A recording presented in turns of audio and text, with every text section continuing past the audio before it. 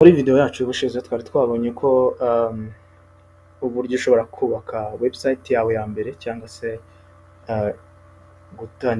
twatangiye HTML. Iyi ni video noneho ikurikira. Twabonye uburyo ushobora kwandika HTML yawe muri text editor, ugakora website yawe ya mbere, ukaba wabasha no kuyisavinga.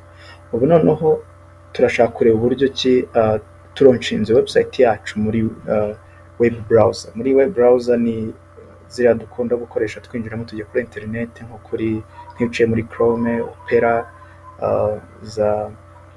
za Brave. Hari nyinshi zigiye zitandukanye ariko izizwi cyane ni nk'izo ngizo. Chrome cyane cyane niyo abantu bakunze gukoresha nowadays. Ubwo noneho tugiye kurebera hamwe uburyo website yawe ishobora kuza imeze muri iyo uyilaunchinze muri browser. So icyo twari twarebye, kuko twasevinze website yacu ubushize, ubu no kuvuga ngo ntabwo twatangira bushyashya, dushobora kongera tukayigarura tugakomeza aho twari tugeze. Uraza ugafungura VS Code yawe ukajya kuri file nkuko bisanzwe, ariko noneho hano ntabwo ujya kuri new file, uhita ujya kuri open folder. Hano kuri open folder uraza ugashaka muri directories zawe ahantu ufitemo nuza yawe. Iyo urebye hano ibumoso, ushobora kubona message nk'iyi ngo yes, ngo trust the author of do you trust the authors of the files in this folder. Icyo ukora hano ukanda yes kugira ngo ubashe gufungura iyi folder. No kuvuga ngo VS biri gucekinga nimba document muri gufungura uyizeye ari yawe nyine, kuko turayizeye kuko ni yacu. So aho ngaha muri Explorer dushobora gusangamo ya folder yacu yitwa website, ariyo yiyi. Imbere munsi yayo urabona ko harimo index.html, niko twise file yacu. Iyo uyikritseho ihita ifunguka aha ngaha. Urabona ko hano niho twari tugeze twubaka website yacu.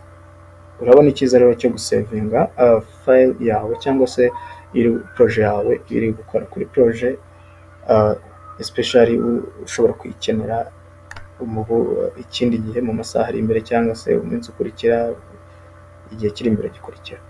Ubu noneho tugiye kureba uburyo ki igaragara muri browser.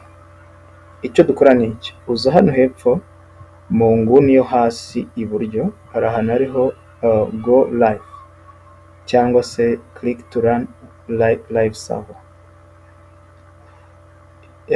Iyo ukritse hano nibwo iyo ihita yijyana muri browser. Ntabwo ari ngombwa kujya muri folder ngo ikirikeho kabiri cyangwa se ngo uyifungure. Ushobora kuyifungura unyuze hano. Iyo udafite kano ka live server, ushobora kuza hano ibumoso ukajya kuri extension ugasearchinga live server, wandikamo live server hariya ukayibona. Iyo uyibonye urainstalla, iba ari ubuntu. Ahangaha kuko ngiye na installe irimo, ndaza nkaklika gusa kuri go live ikahita injyana kuri browser. Urabona uko website yacu ya mbere igaragara muri Chrome. So uko niko igaragara. Urabona ko dufite content ni igaragara. Ntabwo ushobora kubona ziriya tags muri browser gutya. So icyo tubona ni content. Noneho title uyibona hano hagana hejuru ahangaha. Urabona ko yanditseho HTML, niyo title ya project yacu. Noneho H1 heading 1 urabona ko ari nini kuruta heading 2 kandi ari bold. Tukagira paragraph yacu hano.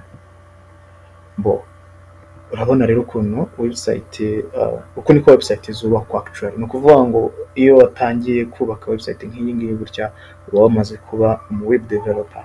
So icyo ukeneye ubu ngubu tugiye gukomeza kwiga ni ibindi bintu bigenda birushaho kwiyongera kuri website yawe kugira ngo ibashe gusa neza cyangwa kumera neza cyane, nk'uko ushobora kubaka inzu. Iyo wubatse inzu hari inzu ziri twavuga ko ziba ziri nko kuri level yo hasi, kugenda wongeramo utuntu inzu ikagenda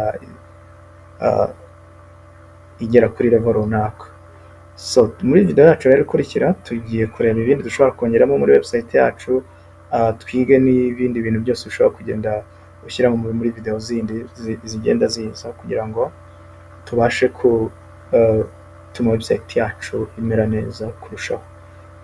Murakoze cyane.